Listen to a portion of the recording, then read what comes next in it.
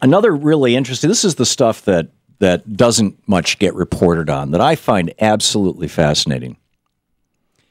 The Roosevelt Institute just published a study called Disgorging the Cash, the disconnection between corporate borrowing and investment.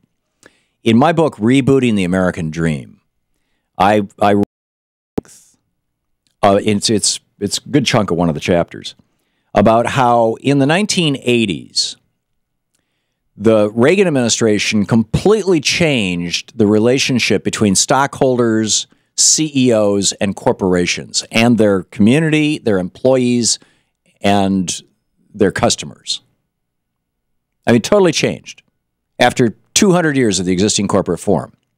And it was the result of some serious push by very, very wealthy people who wanted to be able to extract more cash out of corporations. So the sales pitch went something like this. In 1980, it was a corporation could only pay their CEOs and their senior executives with dollars, with cash. That cash was considered salary, which means it was taxed at that time, a top rate of 74%. And that salary, that was it. There was no other way to get money out of the corporation for the CEO that the IRS would approve of. And so they changed the rules so that CEOs could be compensated with stock. Now, prior to that, and I'm telling you, this is something that has destroyed this country. And it is destroying capitalism all over the world because a number of other countries changed their rules after we did. This is all part of Reaganism, Thatcherism. It used to be if you were the CEO of a company, you had multiple constituencies you had to be concerned about. You had to be concerned with the community in which your factory or your business is located. You had to actually respond to the community or communities. You had to respond to the needs of your employees. You had to respond to the needs of your customers. You had to respond to the needs of the corporation itself. Corporations are institutions.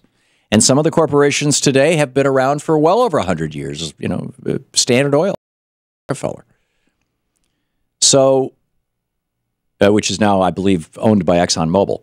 But in any case, the point is that it used to be that CEOs had to be concerned with the institution itself of the corporation. These five groups were their constituencies.